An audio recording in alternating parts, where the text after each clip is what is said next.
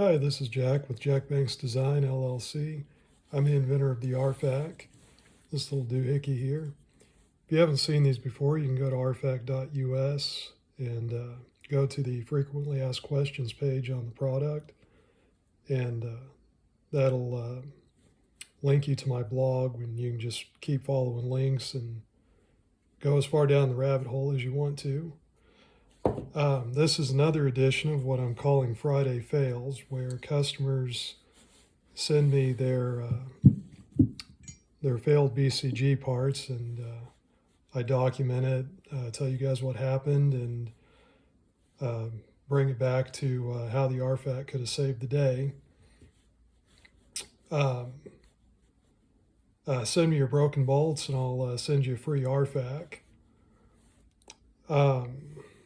This particular one is a POF, and the reason I'm mentioning the brand is, for one, it's going to be really obvious when we start talking about this because it's branded, and you can tell by the cam pin what it is, so no way for me not to mention them. And I want to emphasize that this was a failure caused by bad ammunition. So this BCG did not fail. This was not POF's fault.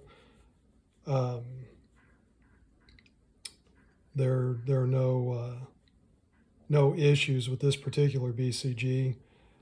The customer, unfortunately, was never able to get a resolution on the ammo. The ammo manufacturer, who I don't know who it was, he didn't tell me, but probably just an overcharge. He said the ammo manufacturer basically didn't want to talk to him about it. So anyways,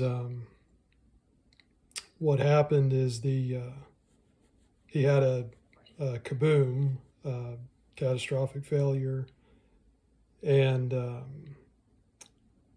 I'm guessing either partial case head failure or complete. He didn't go into detail. Unfortunately, I didn't get to talk to him all that much. But anyways, the bolt cracked, and somehow it sheared. These have a roller, kind of like a little roller mechanism on the cam pins, and somehow that got sheared off. But mainly it's going to be this crack in the bolt. So anyways, though, the carrier is perfectly fine. Gas key's still tight. There's nothing cracked, nothing out of spec. It's just fine, runs just fine. The customer went ahead and retired it just to be on the safe side. When you have a kaboom, you want to retire all of the action parts, no matter what. Just even your upper receiver, because your flange could have cracks in it that are, they're not visible. So you really don't want to recycle anything from a kaboomed gun. So just to reemphasize, he did retire this just for safety reasons, just to be on the safe side. But it is perfectly fine. If you were in a situation where you're outside the wire, you're at a fob or something like that, and you got to get your rifle back up and running, this would absolutely be fine to use. So you just whip out your RFAC, put the new bolt and cam pin in, and you're back ready to go. And even though this is a non-mil spec, kind of what you might call an enhanced BCG, this applies just as easily to a mil spec. Matter of fact, this is a mil spec bolt for all intents and purposes. The only slightly different part is the cam pin, but obviously the big issue here is that big crack in the bolt. So it had this same round been fired in a mil spec rifle like an M4 Mark 18, it would have done the same thing. The outcome would have been the same. Um, and you absolutely, you know, in an emergency, you absolutely could continue using this carrier until you got back to, you know, back to an armor where they could swap the whole thing, or really swap the whole rifle out.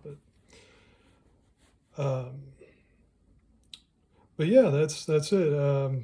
So you know, normally when you see a kaboom, you see the whole upper receiver blown up and the carrier blown up and all that. But it doesn't always go down that way. And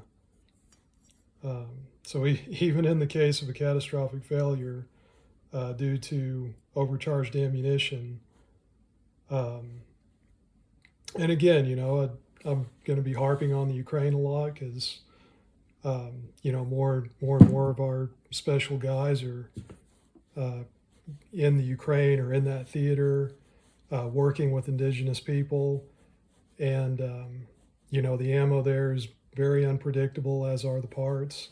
It's like we talked about last week. You know, you're going to see a lot of commercial spec parts, you know, of various origin. And same thing with the ammo. You'll find a lot of 223 and 5.56 that was produced on the Eastern European commercial market being fielded there. And if more Eastern European countries get in on this, you know, you're going to see the same thing in those countries. So, so yeah, this, you know, this is precisely the kind of situation that you know, you as a